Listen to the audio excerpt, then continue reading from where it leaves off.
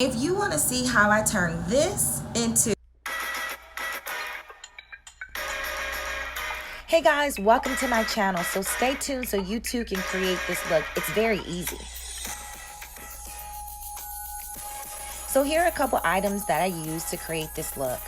So the first thing that you're going to need are your coloring brushes. I'm using two different colors, so I have two different applicator brushes.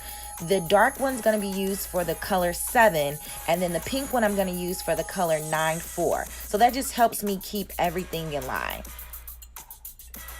And then I'm going to use this blending sponge that I got from Armstrong McCall. As you can see, I've used it a lot.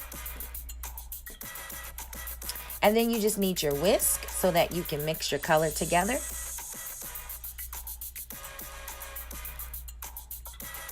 Two coloring bowls, a towel, your hair clips, your measuring scale, a comb, some gloves to protect your skin and your nails. And the colors that I'm using is from Schwarzkopf, and I know I always say that wrong, but the lighter color is a 9-4 and the darker color is a 7. So a 7 is more neutral, and then the 9-4 is a more cooler tone beige. And these are actually toners. They're not really colors, but since I'm taking a light wig and I'm depositing dark colors, they'll work perfectly fine. And then obviously, guys, you need your developer. So I really love this developer, and also I can buy it in bulk. So this is by ProCare, and it's their 20 volume developer. When you want to deposit color, you want to use a lower developer. When you want to lift, you want to use a higher developer. So let's get into it. So these are the specs of this wig. So this is 24 inches in our Kinky curly texture. The color originally is a 613. And this is a 13x6 frontal wig. So I'm just gonna part it off into 4 sections so that it's easier to work with. And I like to use my nails since I finally got them back, yay.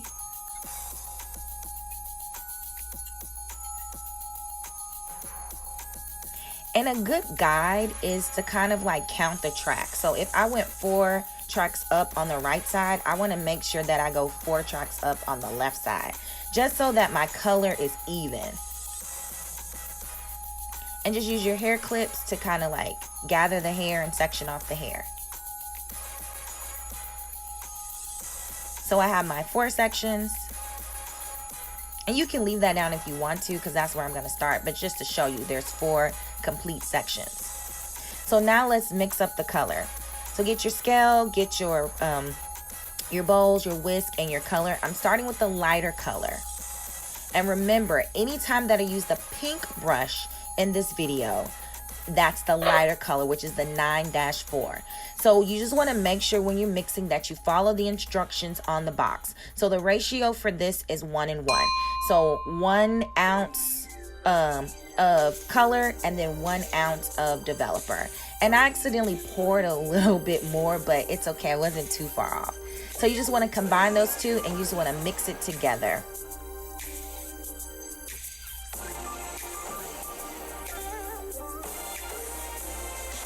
So I go ahead and put my pink brush in there to indicate that's the color 9-4. So then I do the same thing with the color 7.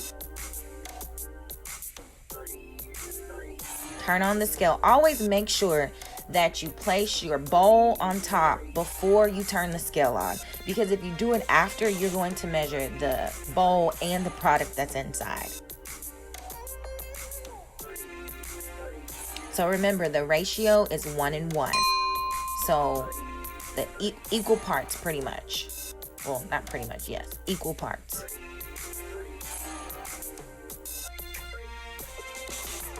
And then mix it up.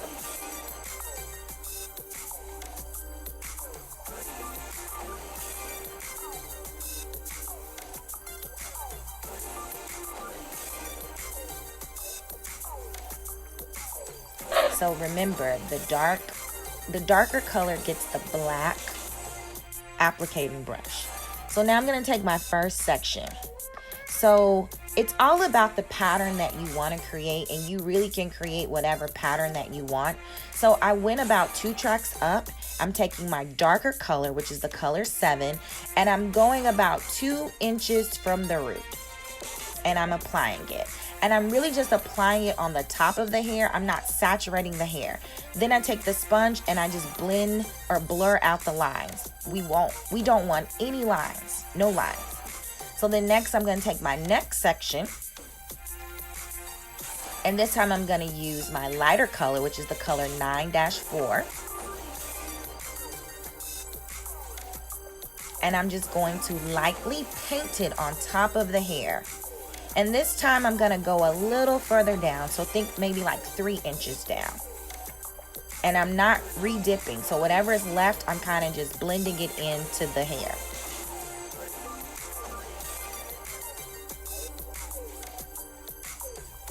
Taking my blending sponge and just blending that in. And I'm just gonna keep this same process and energy all the way up till I get to the top.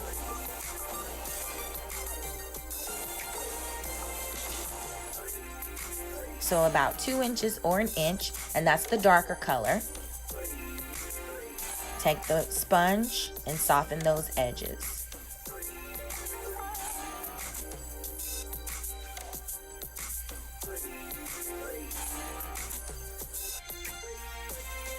And I'm going about 2 tracks up each time.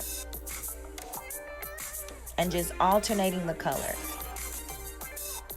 And this is going to give the wig a little bit of dimension.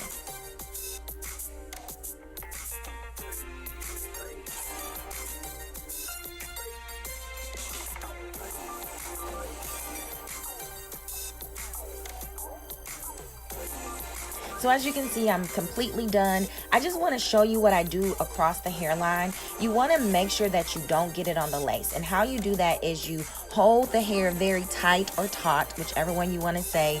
And I'm taking the darker color and just applying it across the hairline, so that when you pull the wig back, you don't see like patches of different colors, that it actually looks blended. So this is the final product. I actually allow this to process for, I think, 30 minutes.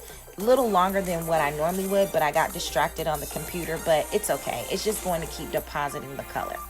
So I've washed it out, it's dried, and so now it's time to tint the lace, because this lace is transparent and it is too light for my skin. So I'm using my True Match lace tint, and they have a little brush that goes perfectly with it, and I'm using color bronze, and everything will be below.